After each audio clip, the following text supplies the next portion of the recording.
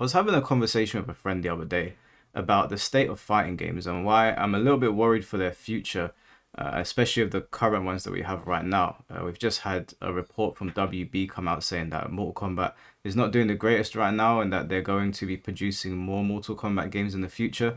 I don't know if they're going to reevaluate what went wrong with Mortal Kombat 1. Even though Mortal Kombat 1, is still sold fairly well. It's on like 4 million copies now. It's it's not been received the best by the public. And fighting games on a little bit of a weird spot. And I was sitting down and I was speaking to him and I was looking at the games that he plays. He plays a lot of Call of Duty, Fortnite, those sort of games. And I've always known him to have fighting games in his house, but I've never really known him to sit and play them. He'll only play them when I go over to his house. And that is how I remember fighting games for a lot of people growing up. I've got a lot of friends that play loads of different games. I've got a concentrated group of friends that play fighting games offline, but for the most part, it's other games that people will play. Smash Brothers is really the only one where people will sit down and play for long periods of time, at least in my experience. I've excluded Smash Bros from this. I've kind of just added the traditional type of fighting games because Smash is more like a platform fighter. These ones are the ones that are like considered the more hardcore fighting games. And although Mortal Kombat is on there, and I know a lot of people don't see Mortal Kombat in that light, it is accepted on the tournament circuit, so I've left it in there. But we'll talk about Mortal Kombat in a little bit. Basically, the point of this video is that I wanted to look at the sales of these games. These are the top 15 best-selling traditional fighting games of all time. Again, Smash Bros is not included in there. Dragon Ball games have not been included in there, and I think one of the Jump games has been excluded. And I've just done that because I'll get to that in a little bit. There's a reason why I've excluded those ones. I've also got a list over here of the top 10 best-selling shooting games all the time, and then looking at their sales and how they've done, and then in general just a list of the best games of all time, like franchises, and to see where fighting games sort of sit on it, and then offer an explanation on why I think they're never going to go beyond that, unless of course it is a Smash Brothers style type of game. One thing that I've realized when talking to people, and one thing that has always put them off of playing fighting games for extended periods of time, especially online, is that unlike shooting games, you have a team. You can sit there with your boys, you can communicate. If there's a weak link, your team will carry you through to victory. Not in all instances, but you get my point, right? If you're in a team game, it's not just you continuously getting pummeled by somebody. You've got other people there. There's a bit more of like a friendship group setting. You will go into a lobby. You will have an objective. And, it's a good time. I enjoy playing shooting games with my friends online as well. Whereas fighting games require you to sit down, learn a character, learn them extensively, go online and then deal with other people and their play styles. It's not just a gun that you're dealing with. It's not just a guy that's doing a no scope 360 on you. It's not a guy that's sitting at the top of a tower with really good sniper skills. There's a dude using a character that maybe you don't see very often that has loads of different moves, and now you've got to figure out how he's going to use the character. He's probably going to use the character in the most annoying way possible because you're online, you're trying to get W's. And then you go into another match and maybe you fight that same character again. And this time the person's using them completely differently. You've got to adjust. Fighting games are very, very demanding. They've always been very demanding, even in the state they're in right now where they've tried to lower the skill ceiling and introduce combat mechanics and super moves into certain games. They're still extremely demanding. And what ends up happening is that in the long run, even though there are a lot more players, say for example in Tekken now, that are doing a lot of crazy things because the game allows it, for extended periods of time, if you sit down and play with these players, their play styles become one-dimensional and you start to figure them out. One thing that I really loved about Tekken 7 was the deathmatch system, and that you could go into a set with somebody, you could lose 2 games in a row, and it's frustrating because they're doing crazy shit. You're like, who plays like this? But then you sit down and you face them and for extended periods of time, and you start to figure them out and their playstyles get exposed. And I think that's something that people don't really like about fighting games, if I'm being completely honest. The wider public don't like the fact that you can get exposed quite quickly on certain fighting games. Tekken 8 is sort of alleviated that. It doesn't allow death matches. It allows you to leave sets very quickly as well. Old games allowed that as well, but they kind of incentivize you to stick around. And so you don't really get that kind of feel unless you're in a player match with somebody. Whereas shooting games, the matches are much longer. You've got an open map. Again, you've got your team there. So when I was sitting and speaking to him, he also said to me that he loves Tekken 3, loves Street Fighter 2, and he only plays them when his boys come over. Even in this day and age, you know, in 2024, when the boys are around, yeah, we'll pop on some Street Fighter, we'll play it for a little bit. But the bulk of the fighting game playtime is really on Smash Brothers. But the bulk of the game time in general is on shooting games. And fighting games have gone into this like place now where they're trying to appeal to more people. They're trying to bring in more people. And I actually think that they're going to have the reverse effect in the long run. And they're actually going to not only not bring in the people that they want, but they're also going to alienate the people that have been there the entire time. Even people that I speak to that are casual players of a lot of fighting games, even they don't really appreciate some of the roads that these games have gone down. For the short bursts of time that they sit and play them, I've gotten the same complaints that I really get with games today. Oh, I don't like super moves in Tekken. Or I don't like this combat mechanic. Or I don't like the fact that you can do this, that, and the other, and it seems a bit cheap. I think casual players themselves still enjoyed playing fighting games that had hardcore elements, but they were never going to stick around. The people that were going to stick around were like the hardcore fighting game players from like the arcade scene, or some of the older heads, or some of the new people that really get invested in them. And they get invested in them because they want to sit and learn a character. What you end up doing is you don't bring in the audience that you thought you wanted to outside of initial sales, but I don't think initial sales cover the whole cost of a game's lifespan, especially when there's DLC. But they don't stick around, they leave. And then the players that were going to stick around don't recognize the game anymore, and they're like, well, I don't want to play this, I'm out. So if you look here at the most popular fighting games of all time, Street Fighter 2, of the traditional fighting games, is the most popular. Nothing has even come close to it. Mortal Kombat 11 is the next one. Now, Mortal Kombat 11 is a bit of a weird one. Now, I've got a theory on why Mortal Kombat 11 did so well. Obviously, it was coming off the back of the big return of Mortal Kombat 9, just like MKX was coming off the back of that. And there was a lot of hype surrounding Mortal Kombat at the time. MKX came out and the hype exploded. Like, everybody loved MKX. And MKX is a very, very tough game to play. Visually, I find it very appealing. I feel like it kind of fits the theme of Mortal Kombat. It's got a bit more of a dark, gritty tone. Then you get to Mortal Kombat 11, and Mortal Kombat 11 again was riding the success of Mortal Kombat 10. And Mortal Kombat 11 had a great like marketing campaign. I think they did a really, really good job in the lead up to that game. I went to Coco London when they were launching it. It was a massive release. But one thing I noticed with Mortal Kombat 11 that I didn't notice with MKX is that people really started to complain about this game. This is where I saw a lot of complaints being levied at Mortal Kombat. And I had never seen that before.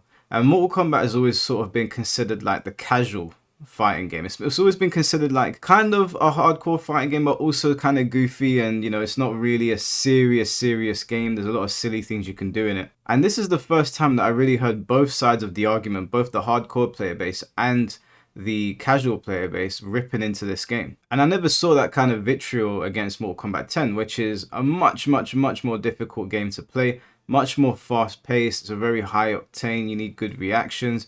There's a lot of things in the game that are cheap, but it's one of those games where you really need to lock in and learn your character. There's variations. It was quite an in-depth fighting game, I would say. But Mortal Kombat, in my opinion, unless they do something astronomically stupid, which they actually have gone and done now with Mortal Kombat 1, I don't think Mortal Kombat will ever sell poorly. I don't think Mortal Kombat 1 is going to reach the heights of MKX or MK11. I don't think that's going to happen. I think we're looking at like Mortal Kombat sitting at 4 million now. I would say at the most, my guess would be 7 million copies for Mortal Kombat 1 at the most.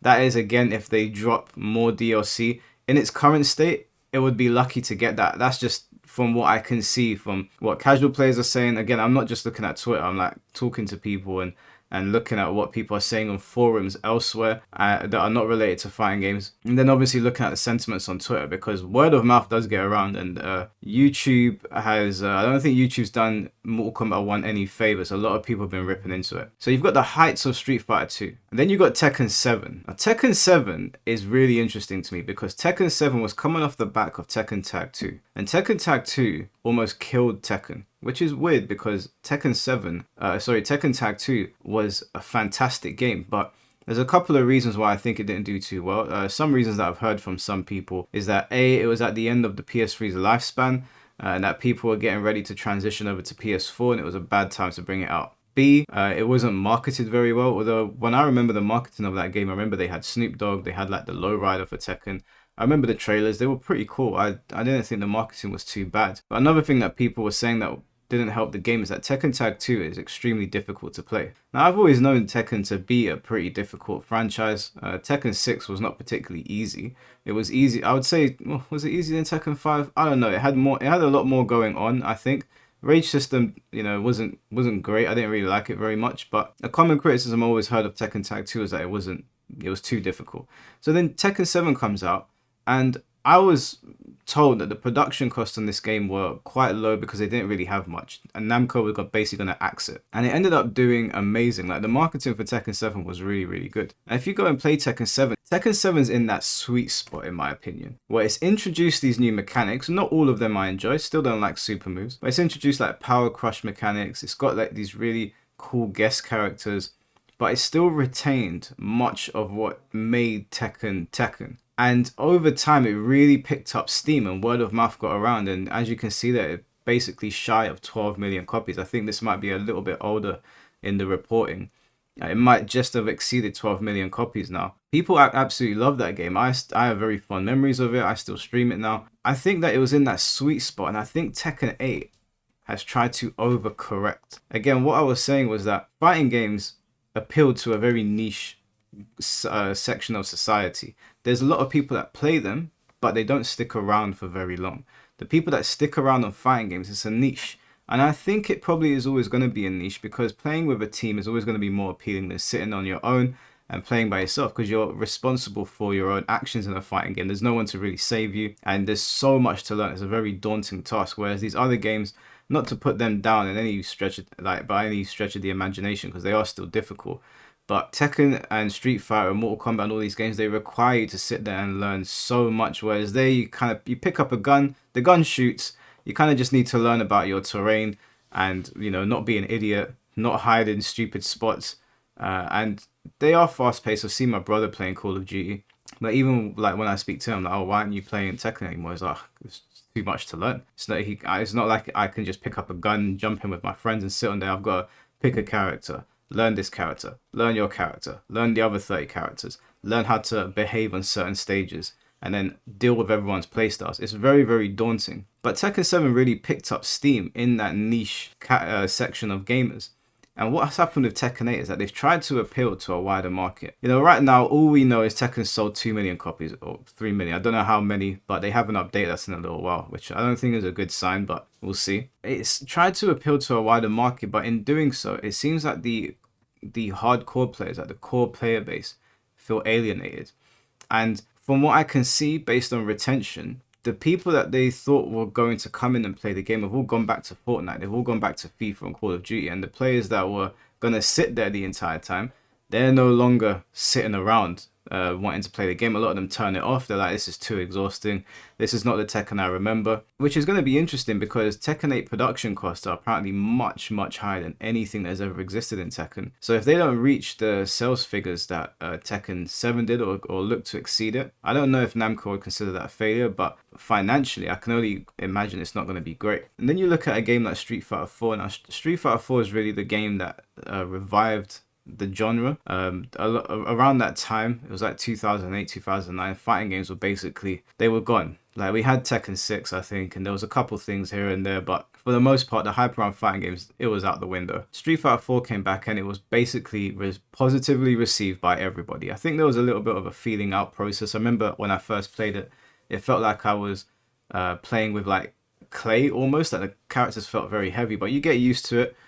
Coming off the back of Thirst Strike, it was a bit of a transition, but Street Fighter 4 was a very, like, at least in my opinion, it was a difficult game to play at a high level, even at an intermediate level. Like, you can pick up Street Fighter 4, you can mash it, you can have a good time. It's easy to mess about with at a base level, but there was a lot of depth to the game and a lot of things to learn. And the game still sold very, very well. Now, I tried to look up the production cost of Street Fighter 4. I found this, I tried to see Street Fighter 6 as well. This person was saying that it cost about 10 to 20 million to develop, and then they raised 140 million in profits in sales in the first 2 months. I don't know how true that is. I don't know if they release sales figure, how much development is for these games, but I can only imagine Street Fighter 4 probably costs less to make.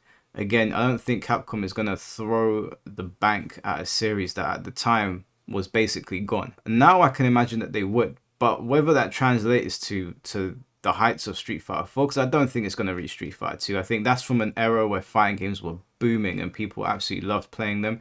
And this is like the father of all fighting games, really. It's not going to reach that. Will it reach this? Street Fighter 6, in my opinion, is a good product. I don't know if fighting games have the same appeal as they did back in 2008 when they were first revived, so that would be interesting. Then you got both Tekken 5 and Tekken 3 here, which are like the gold standard of Tekken games, a lot of people feel. Certainly Tekken 5 with modern fighting games, and again, they sold very, very well. Don't know what production costs were, but these two games at a high level, or even an intermediate level, are very difficult. There's no combat mechanics. You are completely relying on yourself. There's no forced 50-50s. There's no install systems. It is you and the other player, and whoever's got the most skill is going to win. Street Fighter 5 is an interesting one because I felt Street Fighter 5 was extremely dumbed down when it initially came out and very bland. I always describe Street Fighter 5 as like a peeled onion. You know, like you took everything that was great about Street Fighter 4 and you just took it all off. And when it came out, this game was so negatively received that I actually thought Street Fighter might be on its way out. But interestingly enough, much like Tekken 7, where it had a shaky start, Street Fighter 5 really started to pick up steam. They added a lot of cool characters into their game. They added mechanics into their game. They adjusted the battle system so that it was a little bit, I guess you could say, a little bit more hardcore. It required a little bit more of you. And I think more people start to be like, okay, this is a good game. There's something to invest here. I don't think it's a Street Fighter game that is going to be remembered fondly, but I do think it's worth acknowledging that it did change things around for itself, and it did start from like a really bad place. And then you've got all of the Alpha series here, which is really good to see because every Alpha game sold better than the last. I don't know what the production cost of Alpha is because they don't really look that different every other game. It looks like they kind of refine it a little bit, which for fighting game players, I think that's like an important thing, like refining rather than innovating, because a lot of these people are like legacy players, and when you completely strip away a game and you replace it with all of this new shit, I think that it alienates a lot of people. I don't think it's like other games, like shooting games, where you can get away with that. And I'm not even entirely sure to what extent shooting games can get away with it. It seems to me here that the Street Fighter Alpha series managed to retain its player base just based on those numbers. That to me is a good sign. Then you've got, I don't know how well I don't know how much of this is like arcade stuff, but you've got Tekken 2, MVC3, and then Street Fighter 6 is like the newest entry. This is like the modern fighter that's broken into the top 15. So I guess that's a good sign. Again, I don't know what production costs are for this game. I don't know if Capcom has even broken even yet with the game. Probably, I imagine they probably have. But then you go over to shooting games and you look at how much shooting games sell right now. I believe PUBG is now free to play, but these were the sales of it at the time. 75 million. I don't think these are completely accurate. I think these are sort of like rounded off, like up or down. 75 million. Overwatch 50 million. Call of Duty 30 million. Call of Duty Modern Warfare 2 is in line with Street Fighter 2. Right, and then you've got Duck Hunt, obviously ages ago. Kind of irrelevant. Borderlands 28 million. Call of Duty 26 million. Call of Duty 26 million. Like, it's pretty insane how much these games have sold. And then you've got like Halo 3 down here, 15 million. I'm not entirely sure why Call of Duty 4 is in ninth when it's clearly sold less. Maybe that's just an error. But yeah, these games sell an insane amount of money. And I don't think fighting games are ever going to reach that. I don't think fighting games have the luxury of messing with their mechanics so much like these games do, because I feel like shooting games are super casual. They can be played at a much higher levels, but they're so easy to pick up and play that I can pick up Call of Duty now. As I've gone online, I've just started shooting people. I'm not the best at it, but I can aim and I can shoot, and that's really it. That's at the most base level. That's what it requires of you. Pick up the gun, enter the lobby, start shooting people. It is very low demand, whereas fighting games just don't have that. And the risk that they run is that where they're trying to appeal to loads of people, I think they're kind of destroying themselves because they're not appealing to the people that were going to come and play them. There's no need for every sort of gaming genre to be the same. There's no need for them to all fall in line. They can all do their own thing. I don't think fighting games need to invest so much into some of the things that they do, like combat mechanics, rage systems, like the Ultra system, X Factor. Like these, X Factor was actually pretty cool. I'll give them that. But just these mechanics that make people feel like they're getting robbed, I don't think it helps too much. I went over to the best-selling franchises all time, Obviously, Mario is number one with 880 million. Call of Duty, Tetris, and I was going down this. Obviously, Pokemon's going to be there, and Grand Theft Auto, all of the people you expect to be there. And I was like, okay, where do fighting games sit? Where is the number one fighting game franchise? Now, I imagine it's probably going to be Mortal Kombat at the top of this. WWE is like it's a fighting game, but it's more like it's a sports fighting game. You know, it's like fighting out or whatever. You are fighting. It is a fighting game. The objective is to still beat your opponent, but it's not, again, like Smash Brothers, WWE, anime games. They don't fall in line with like traditional fighting games.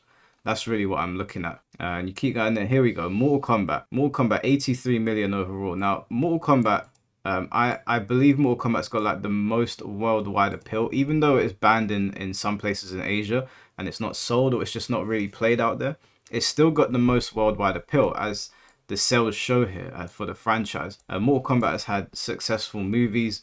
It's had animated series. It's had a very successful merchandise line with like figurines and tops and clothes and whatever. Mortal Kombat has had massive worldwide appeal, and even though it operates on like the Street Fighter plane, where it's a 2D fighting game, it looks like the edgy version of Street Fighter to some people. That's what I've heard some people say. It's got a lot of things in there where it's like, okay, you can kind of jump in and have a mess around, and I think Mortal Kombat has established itself as that kind of game. I don't think Tekken and Street Fighter can get away with what Mortal Kombat gets away with. I don't think that it works for them. And I think the gore aspect and the violence and just the general goofiness of Mortal Kombat, even though it has a darker tone in some games, I think Mortal Kombat can take liberties of things. I think Mortal Kombat can invest time into like silly side games like Combat Car or whatever it was called, or Chess Combat. So I continued scrolling. Obviously Smash Brothers is going to be there, but the reason I excluded Smash Brothers is because Smash Brothers, it's a Nintendo fighting game, and so it pulls from all of the greatest Nintendo games, which are already some of the highest selling games on this list, like Mario. A lot of people that see Smash Brothers that don't really know much about it, they're like, oh, I've played that Mario fighting game. They're talking about Smash Brothers. So Smash Brothers pulls in from loads of different franchises. So people from all walks of life come together to play this game, which, has its cons when it comes to being in person, but that's a video for another day. And then Super Smash Bros. Ultimate also started pulling from other franchises like Tekken, like Fatal Fury, like Street Fighter. So Smash Bros. Is like a boiling pot of fighting game and just general like Nintendo royalty. So I kept scrolling. I didn't include Dragon Ball because Dragon Ball, not only it has loads of fighting games and it is one of the most successful fighting game franchises, but Dragon Ball as a whole, I think like 15 to 16 million of those sales are made up from other games like the Super Dragon Ball Hero game and like adventure games, so I wasn't counting that. So I kept scrolling, and here we go. We get to Tekken and Street Fighter right there, side by side, with Tekken beating out Street Fighter slightly. And this is nothing to scoff at. This is still 50 million copies to the franchise sold worldwide. So of all the games worldwide, Tekken and Street Fighter as a franchise are super successful. Street Fighter 6 and Tekken 8 have not contributed that much to those sales figures. They've both contributed roughly about 6 million collectively. It's not a low number, obviously, but in the grand scheme of things, they've always been doing pretty well. They've never struggled. Street Fighter 5 struggled when it came out, but over time, it ended up being very successful. Tekken 7 the same way. It had a low budget when it came out, but it did well in time. And so these two in particular, because these two are really like the two that are looked at as like these are the big representatives of their respective fields, like Tekken for 3D, Street Fighter for 2D. They've always been well-respected, good games, and they've always been games that everybody picks up and plays. They've always been like the premier games at the arcades, at least when arcades used to be around. Now there's very few of them. Still, when I go to arcades, it's Tekken or Street Fighter for the main fighting game. But I feel like the developers are playing with fire a little bit, because where they've always succeeded and they've always done well. Yes, they've never reached the heights of other games like Call of Duty, and they never will. Street Fighter and Tekken will never reach that. It's just never going to happen. In the pursuit of trying to go reach higher heights, which I'm not against doing, I just think the way they've gone about it is wrong. I think that they're going to experience a bit of burnout by their existing player base, which could have a knock-on effect for the next fighting game. Me as a Tekken player predominantly, looking at Tekken 8, if Tekken 9 comes out and they take Tekken to the next level in terms of we're going to take heat and rage and all of this stuff, and we're going to add more of this kind of thing in. I can confidently say, because I'm 32 now, so I imagine the next Tekken game is going to come out when I'm like approaching 40. I'm not going to play it. And I can confidently say that because I can look at my friends that are older than me that came up in the scene that are in their 40s now. None of them are playing Tekken 8. None of them. Tekken died for them at Tekken 7. That was it for them. When they saw Tekken 8, they all checked out. And these are guys that are like 38, 39, 40. They all, I shit you guys not. Some of them watch my content, they can comment below. They are checked out. And so I'm wondering, how many new players have they generated to stick around for the Tekken 9? And how many old players that were always supporting their franchises have gone, I'm out? Street Fighter, I think, has done a pretty good job. I don't know. I'm not too invested in the Street Fighter scene. But Tekken is right now, in terms of the traditional fighting games, we count Mortal Kombat in there, but again, Mortal Kombat's had like adventure games and it's very, very like played on a casual basis outside of like MK9 and MKX. In my opinion, Tekken really like is leading the charge in terms of the traditional hardcore legacy fighting games that has refined its mechanics for a long time. And I think it's entered a realm where they are either going to cross, in my opinion, they've already crossed the line. What's going to happen now is they're either going to continue marching forward and it could end up destroying Tekken, or Harada and the team are going to look at what they've done and dial some things back. Because sometimes you put shit in a game, you test it out and you're like, okay, this didn't work. We need to dial this back a little bit. Or you put some shit in the game, you're like, wow, people really love this. Let's dial it up. I think that's what happened with Tekken 7. People really love Tekken 7. And so I think they looked and they were like, okay, how can we bring in more people? Let's bring in another mechanic that makes it easier for people to sort of get into it. Because Tekken 7 had some things to alleviate you.